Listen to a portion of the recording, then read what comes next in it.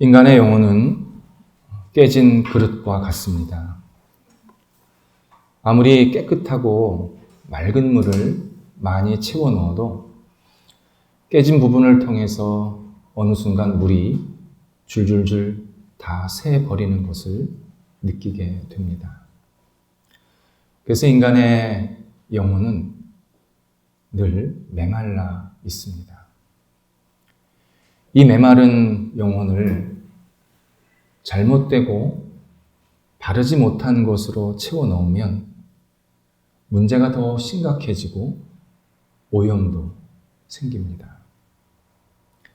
성경은 하나님의 은혜로운 말씀입니다. 동시에 하나님은 인간이 얼마나 심각한 문제인지, 얼마나 깨져 있는지를 자세하게 들여볼 수 있게 하는 현미경, 돋보기입니다.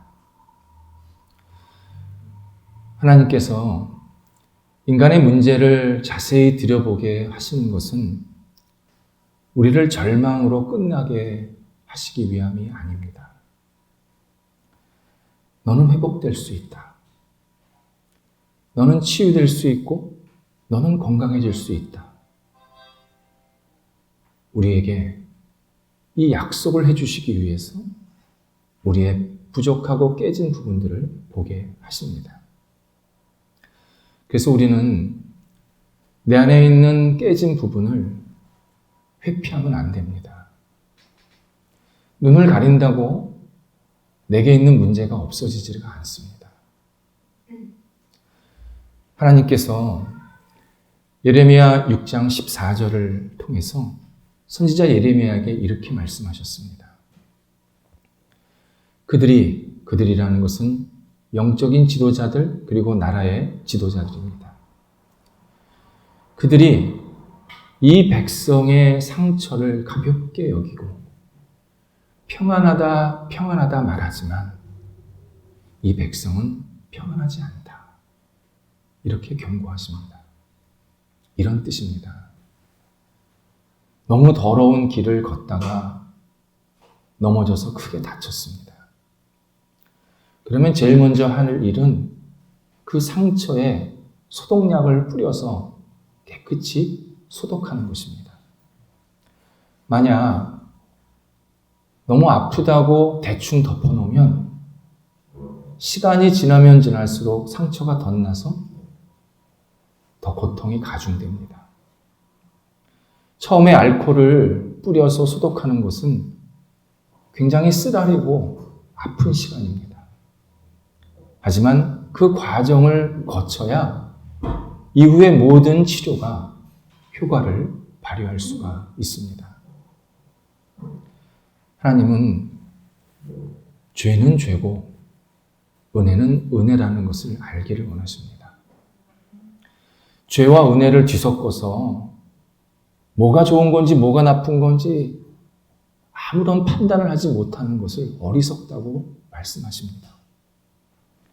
우리가 분명히 죄가 있지만 그 죄를 치유하시는 은혜가 있음을 알기를 원하십니다. 내가 아무리 많은 깨진 부분이 있더라도 문제가 있더라도 하나님께서는 은혜를 통해서 우리를 회복시키시고 온전케 하시겠다고 분명히 약속하고 계십니다. 오늘 본문에 나오는 그리고 우리 현실에 너무 깊게 들어와 있는 동성애가 우리의 깨진 부분입니다. 우리의 커다란 문제적 상처입니다. 과거와 달리 현대문화는 동성애에 대해서 정말 감당하기 어려울 만큼 호의적입니다. 우리나라 사람을 비롯해서 세계 각국의 나라 사람들, 특히 젊은 사람들에게 동성애에 대한 찬반을 물으면 놀랍게도 찬성이 많습니다. 로마 제국이 천년을 유지하다가 멸망하게 된 이유 중 하나가 동성애를 비롯한 성적 타락이었다는 사실을 사람들은 잊고 있습니다. 그래서 이후 로마 제국 멸망 이후 인류는 오랫동안 동성애는 비정상적인 것이다. 올바른 가치관이 아니다. 인식이 있었습니다.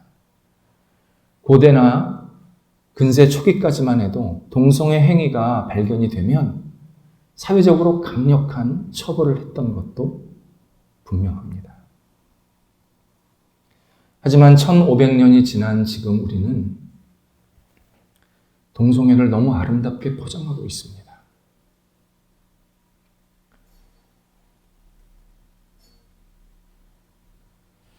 많은 사람들이 이 동성애를 선망의 대상으로 여길 때도 있습니다.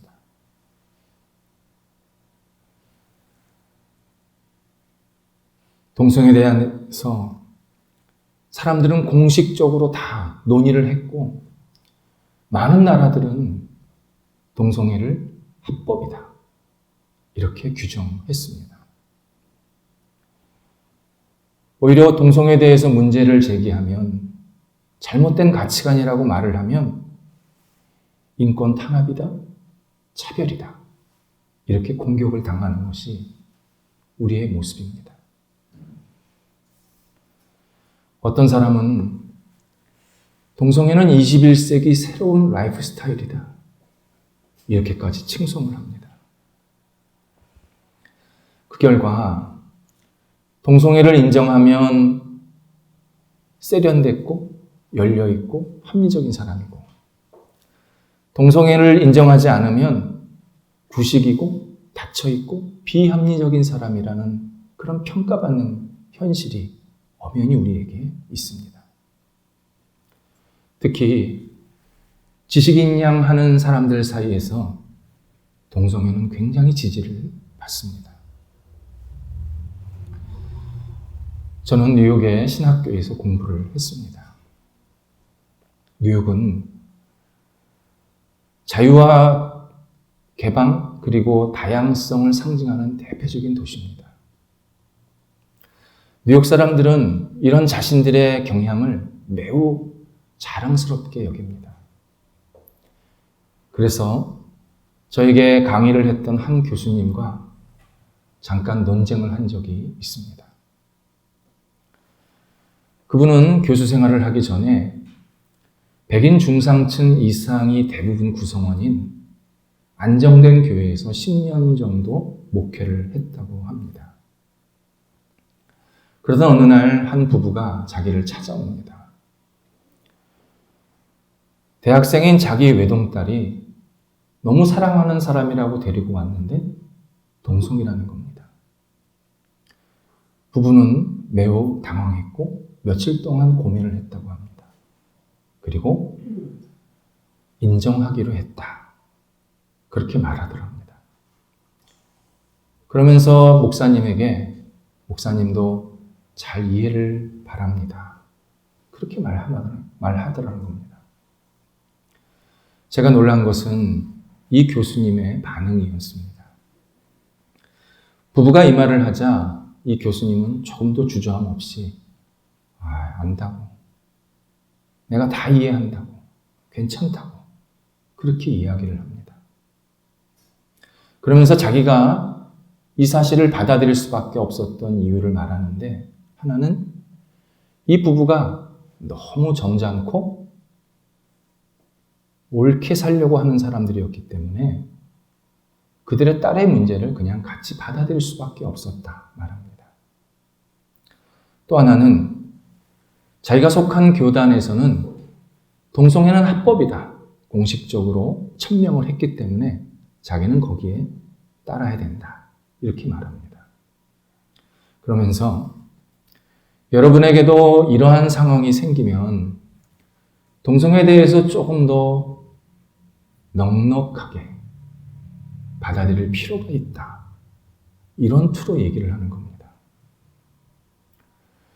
다른 사람은 모르겠는데 저는 동의가 안 됐습니다. 그래서 제가 두 가지 질문을 했습니다. 하나는 그 부모와 딸은 true faith, 진정한 신앙이냐 아니면 religious, 종교인이냐 물었습니다. 또 하나는 딸의 동성애적인 성향이 기분, 선천적이냐, 초이스, 선택이냐 물었습니다. 교수님이 어떻게 대답하느냐에 따라서 저도 답을 하려고 했습니다. 하지만 그 교수님이 이렇게 답을 합니다. 동성애는 그렇게 명확하게 구분할 수 있는 문제가 아니다. 동성애는 이해할 수밖에 없는 현실이다. 그것이 지식인들의 책무다. 개인적으로 적지 않은 실망을 한 것이 사실입니다. 그리스도인은 어떤 문제가 발생이 되면 성경에서 그 답을 얻어야 합니다. 만약 성경에서 그 문제에 대한 답을 명확하게 말씀하시지 않으면 하나님의 마음, 하나님의 뜻, 그리고 성경 전체의 내용을 종합해서 그 해결 방안을 찾아야 합니다. 그런데 만약 성경에서 명확하게 얘기하시는 부분이 있다면 그냥 따라야 됩니다. 그것이 그리스도인의 책무고 진짜 신앙의 모습입니다. 거기에 토를 달 수가 없습니다. 그렇게 되면 우리 신앙은 전체가 다, 아니 하나님이라는 존재 자체가 다 무너집니다. 오늘 읽은 본문을 포함해서 로마서 1장 22절에서 28절까지에서 하나님을 떠난 사람이 어떤 행동을 하는지, 그 잘못된 행동과 그거에 따른 하나님의 진노, 이것을 세 단계로 3번 반복해서 우리에게 설명해 주십니다. 그 중에 하나가 하나님을 떠난 사람이 하는 행동 중에 하나가 동성애라는 것입니다. 먼저 첫 번째 단계가 하나님을 잊은 사람이 뭘 바꾼다는 겁니다. 자꾸 뭘 바꾼답니다. 바꾸는 내용은 하나님을 우상으로, 진리를 거짓으로, 순리를 영리로 바꾼다고 하십니다. 진리를 잃어버리니까, 곧 하나님을 잃어버리니까 모든 분야에서 다 바꿀 수가 있는 겁니다. 그리고 끝이 어디까지 될지 아무도 예측이 안 되는 겁니다. 그러니까 진리를 잃어버리니까, 하나님을 떠나니까 뭐든지 다 가능해 보이는 겁니다. 그래서 뭐든지 다 바꿀 수 있다고 생각합니다. 이런 예가 있습니다. 지금 서구에서 한 사람의 성별에 대해서 명확하게 알려고 할 때 7가지 중에 하나를 선택하는 경우를 많이 만들어냈습니다. 남성, 여성, 호모, 바이는 양성애자입니다. 트랜스젠더, 수술을 통해서 성을 바꾼 경우입니다. 잘 모르겠음, 말할 수 없음. 7가지입니다. 여러분, 제가 그걸 보고 얼마나 당황했겠습니까? 갑자기 내가 잘 모르겠음 써야 되나? 하나님을 잃어버리니까 사람들이 자기 편한 대로, 자기 식대로, 자기 필요대로 막 바꿉니다. 그게 첫 번째 단계였습니다. 두 번째 단계는 하나님께서 잘못된 행동을 하는 것을 내버려 두셨다. 내버려 두시는 단계가 있습니다. 내버려 두다라는 것은 배가 떠나는데 닻이 빠져서 배가 멀리 이렇게 떠내려 가는데 배 주인이 가만히 쳐다만 보고 있는 상황을 말합니다. 그럴 수밖에 없는 게 큰 배가 떠내려가는데 주인이 그걸 어떻게 잡습니까? 그러니까 배는 어디다 부딪혀야, 그래서 깨져야 멈추는 겁니다. 그게 내버려 두는 겁니다. 하나님께서 내버려 두는 것은 하나님의 심판의 한 방법 중에 하나입니다. 하나님은 무능력하거나 무관심해서 내버려 두시는 게 아닙니다. 인간의 완악함이, 인간의 불신이 너무 깊어서 하나님께서 말씀하셔도 듣지를 않는 겁니다. 어린아이가 오락에 푹 빠져 있으면 옆에서 부모가 얘기해도 안 들리는 거 있지 않습니까?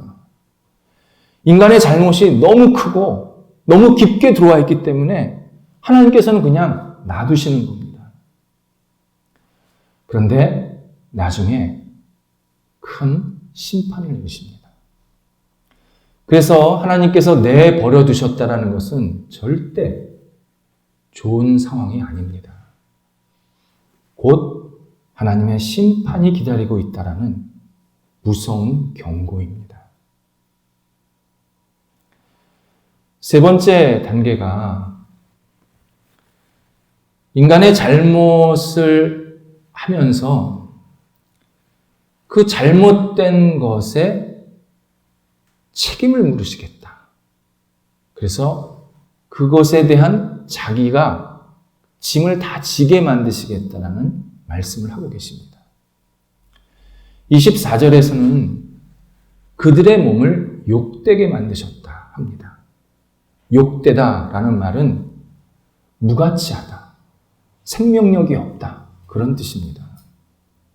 우리 길거리 가다 보면 플라스틱 인형 밑에 바람이 들어가서 인형이 막 춤을 추면서 광고하는 모습을 보지 않습니까?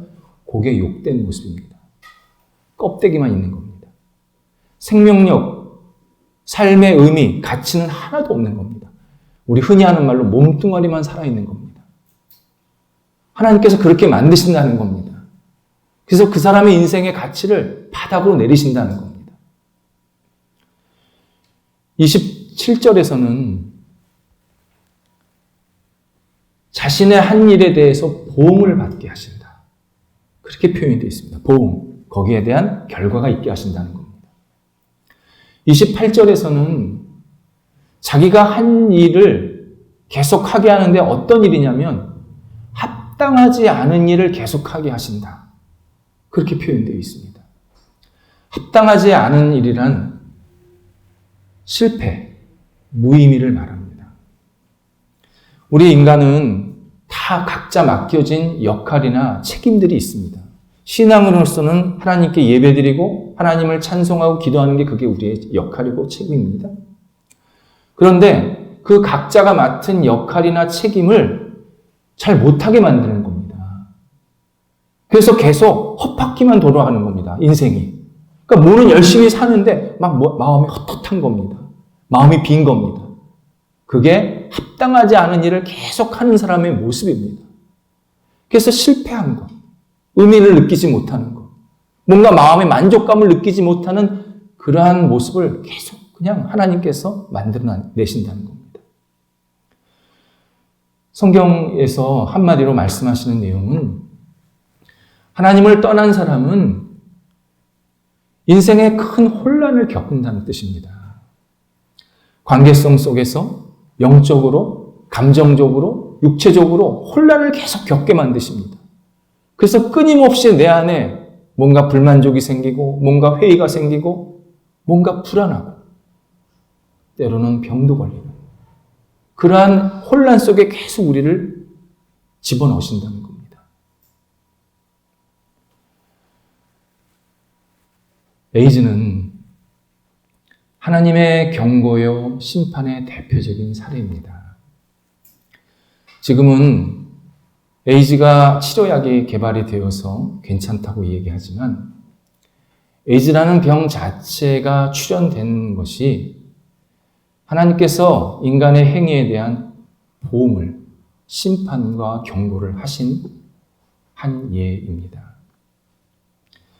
그리고 이 에이즈 때문에 분명한 경고와 심판을 받은 한 사람이 있습니다.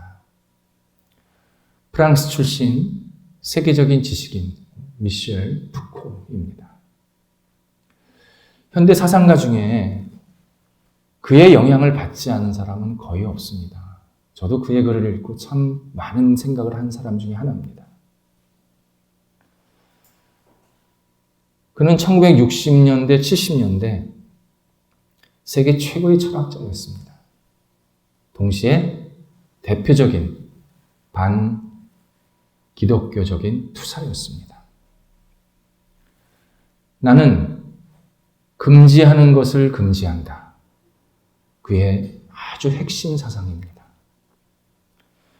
어느 사회가, 어느 전통이 하지 말라는 것, 금지한 것을 깨부수고 나는 도전하고 나는 한다.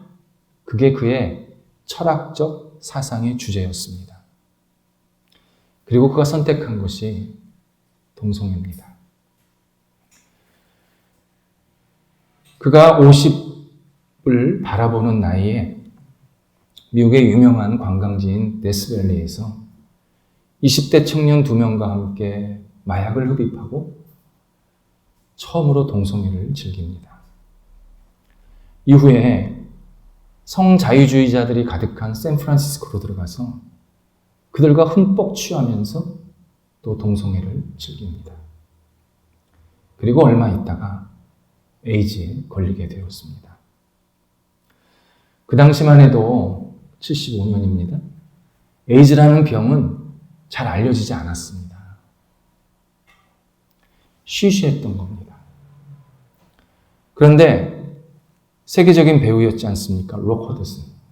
그 사람이 비슷한 시기에 에이즈에 걸려서 두 사람을 통해서 온 세상에 에이즈라는 병명이 알려진 겁니다. 그리고 우리가 알다시피 에이즈는 정말 무서운 병입니다. 그가 에이즈에 걸렸던 것을 모르는 상태에서 강의를 할 때 이런 일이 있었습니다. 한 학생이 인생은 꼭 모험이 필요합니까? 묻습니다. 이때 그가 당연하지. 줄타기 인생을 살아봐. 너무 짜릿해. 이렇게 답합니다. 학생이 다시 묻습니다. 줄에서 떨어졌을 때 정답은 있습니까? 그는 정답은 없다 말합니다. 이때 학생이 다시 그러면 줄에서 떨어졌을 때 최소한의 대안이라도 좀 알려주세요. 이때 그가 버럭 화를 냅니다. 대안이 없다니까? 이렇게 마무리를 합니다. 하나님을 떠난 사람은 대안 없는 인생, 책임지지 못할 인생을 살면서 난 뭐든지 할 수 있어. 이렇게 떠버립니다. 난 내 자유가 있어. 내가 뭘 못해. 난 뭐든지 선택할 수 있고 뭐든지 다 할 수 있어. 그건 내 자유야. 이렇게 큰 소리를 치지만 하나님은 조용히 말씀하십니다. 인간은 반드시 보응을 받을 것이다.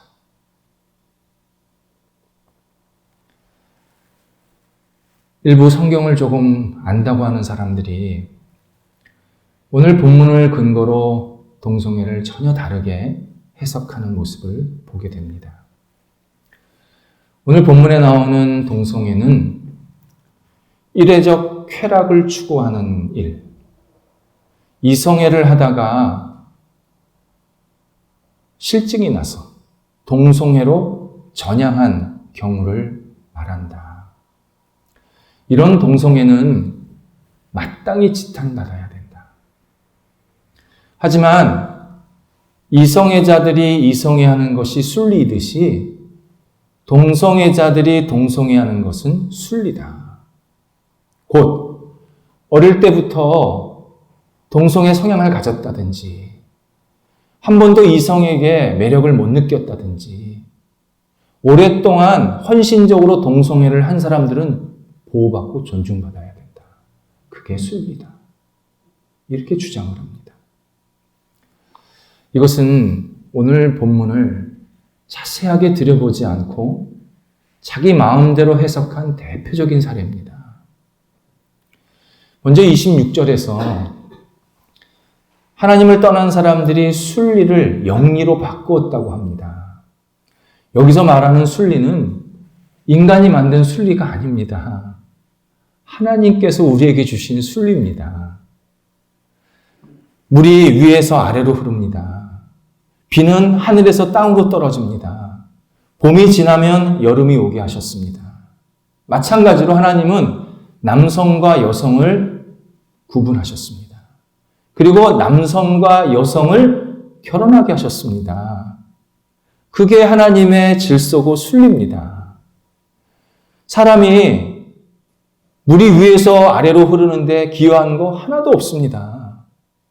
우리는 태어나기 전서부터 하나님께서 주신 이 창조 질서 순리를 그냥 받고 살아가는 것 뿐입니다. 인간의 순리는 자기의 성향이나 취향이나 자기의 본능을 옹호하기 위해서 쓰는 게 아닙니다. 하나님이 나한테 주신 것을 그냥 받아들이고 거기에 그냥 내가 적응하는 겁니다. 근데 그 순리를 내가 만든 순리라고 생각하면 안 됩니다. 내 취향이 이러니까 그게 순리다. 잘못된 이해인 겁니다. 또 하나가 27절에서 하나님을 떠난 사람은 마음에 음욕이 부릴 듯 일어나서 동성애를 한다고 말씀합니다. 성경은 기본적으로 동성애의 출발이 인간이 가지고 있는 탐욕, 욕정에 이끌려서 하는 행동이라고 분명히 말씀합니다. 따라서 이 말씀을 자기가 오랫동안 가지고 있던 성적 취향을 옹호하려고 적용하면 결코 안 됩니다. 비유로 말하자면 전쟁용 칼을 가지고 음식 만들겠다는 거랑 똑같은 겁니다. 전쟁용 칼은 전쟁에서 써야 되는 겁니다. 오늘 본문은 명확합니다. 하나님을 떠난 사람은 그게 동성애뿐만 아니라 이성애자들도 계속 잘못된 행동을 하는데 그 중에 대표적인 것이 성적 타락이다. 근데 왜 동성애를 강조를 했냐면 동성애는 하나님의 창조 질서를 깨트리는 일이고 성적 타락의 극치, 정말 어디까지 가는 건지, 어디까지 바닥으로 내려가는 건지를 대표적으로 보여주는 모습이기 때문에 오늘 성경이 우리한테 경고하고 계시는 겁니다. 그렇다면 우리에게 한 가지 질문이 남았습니다. 어릴 때부터 동성애적 성향을 가진 사람들, 이분들이 나는 왜 이럽니까? 나는 이성에 대해서 한 번도 매력을 못 느꼈습니다. 이렇게 말씀하시는 것을 듣게 됩니다. 기독교 신앙에서는 동성애적 성향이 선천적이라기보다는 후천적인 영향이 대부분이라고 설명하는 것이 일반적입니다. 그럼에도 불구하고 나는 선천적으로 그런 성향을 갖게 되었습니다. 말을 한다면 신앙적으로 분명하게 정리할 수 있습니다. 인간의 모든 행위는 그리고 모든 문제는 죄의 결과물입니다. 인간은 대를 이어서 그리고 오랫동안 모든 사람이 다 죄를 짓기 때문에 그 죄의 결과로 많은 혼란을 겪고 있습니다. 유전적으로, 호르몬적으로, 환경적으로 계속 우리가 그 대가를 받고 있습니다. 그래서 인간은 모두 피해자인 동시에 가해자입니다. 누구도 예외가 되질 않습니다. 내가 잘못한 것이 없지만 내가 유전적으로 또는 환경적으로 어려움을 당해서 내 몸에 또 내 주변 환경에 어려움이 생길 수가 있습니다. 또 내가 잘하지 못했기 때문에 누군가에게 또 영향을 줄 수도 있습니다. 큰 피해를 입힐 수도 있습니다. 내가 잘못한 것이 없는데, 나는 죄가 없는데 누가 잘못해서 나한테 또 큰 피해를 입힐 수도 있습니다. 이렇게 끊임없이 마치 수레바퀴 돌듯이 인간의 혼란은 가중되고 있습니다. 그래서 나에게 있는 어떤 취향, 또 유전적 성향, 또 어떤 내 마음의 본능, 이것을 내 삶의 중심에 놓고 살면 안 되는 겁니다. 오직 예수 그리스도를 다시 믿고 의지함으로 예수 그리스도 중심으로 내 삶이 완전히 재편이 되어야 됩니다. 내 본능이 이러니까 난 이렇게 살겠습니다. 아닙니다. 예수 그리스도를 내 중심으로 모셔드리고 예수 그리스도 중심으로 내가 다시 질서를 회복하고 치유받을 것은 치유받고 다시 건강해질 것은 건강해지는 이러한 예수 중심의 삶이 되어야 그때 내 삶에 기쁨이 있고 진정한 자유가 있습니다. 그래서 지금 매년 과거 동성애를 했던 사람들이 다시 하나님을 믿고 의지했습니다. 그랬더니 내 삶이 이렇게 밝아졌습니다. 관계성이 좋아졌습니다. 간증하는 모습들을 보게 됩니다. 그들은 오랫동안 힘들고 고민이 많았지만 다시 하나님을 붙잡고 하나님 중심으로 자신의 삶을 세워나가니까 하나님께서 그의 영혼을 다스려 주셨고 회복시켜 주셨고 건강을 다시 찾게 하셨고 무엇보다도 당당하게 기쁨으로 살게 만들어 주셨다고 그렇게 고백하고 있습니다. 우리 주변에는 동성애적 성향을 가진 분들이 있을 수 있습니다. 그렇다면 먼저 예수 그리스도를 중심으로 사는 사람들이 그들을 기다리고 그들을 사랑하는 마음으로 하나님 안에서 새로운 질서와 회복을 경험할 수 있도록 돕고 기도해 줘야 합니다. 정말 그분들이 예수님 중심으로 다시 예수님을 붙잡고 기쁨과 그리고 감사함으로 이 아름다운 세상을 살아갈 수 있도록 환한 빛의 생활을 할 수 있도록 우리가 도와줘야 합니다. 하나님의 긍휼과 자비 위에는 회복되는 길은 없습니다. 오직 하나님께서 모든 사람을 치유하실 수 있고 회복시키실 수 있습니다. 그런 의미에서 그리스도인 중에서 정치하시는 분들은 동성애를 자신의 선거에 이용하면 안 됩니다. 하나님께서 그를 정치인으로 불러주신 것은 무조건 이기라고, 선거에서 이기라고 불러주신 게 아닙니다.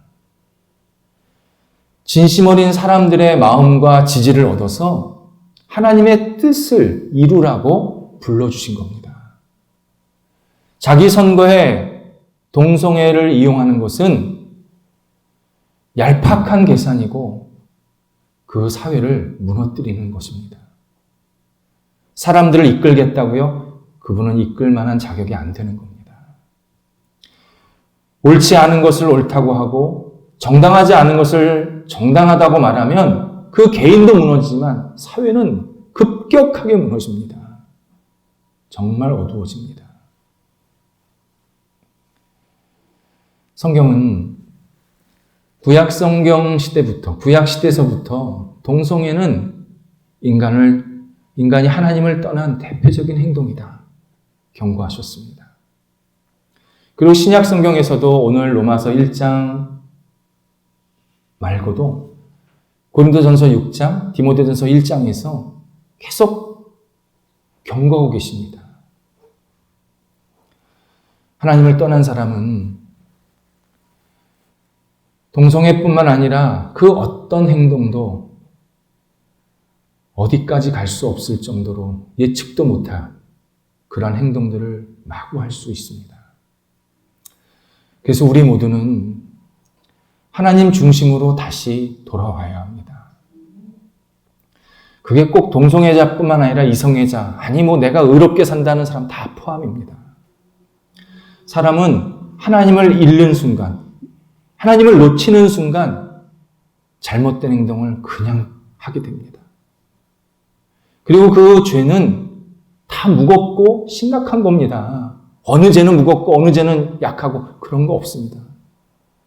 우리가 잘못하는 것 자체가 하나님을 잃어버리는 거기 때문에 심각한 겁니다. 그래서 우리는 예수 그리스도의 십자가와 부활의 은혜를 힘입어서 날마다 하나님께 용서를 받고 내 삶이 바른 건강한 질서를 회복하는 삶을 살아가야 합니다. 누구도 예외가 될 수 없습니다. 예수님께 우리가 나아가면 예수님께서는 우리의 용서하지 못할 죄가 없다고 얘기하시면서 와라. 내가 너를 받아들인다. 내가 내 죄를 다 용서한다. 걱정하지 말고 와라. 내가 너를 회복하겠다. 분명 약속하고 계십니다. 하나님께서 이러한 기쁨과 회복된 인생을 우리가 살기를 원하십니다. 이를 위해서 예수님께서 우리를 위해서 십자가를 지신 것이고 지금도 우리를 향해서 내가 너를 사랑한다. 내가 너를 다시 온전케 하고 싶다. 말씀하고 계십니다. 기도하겠습니다.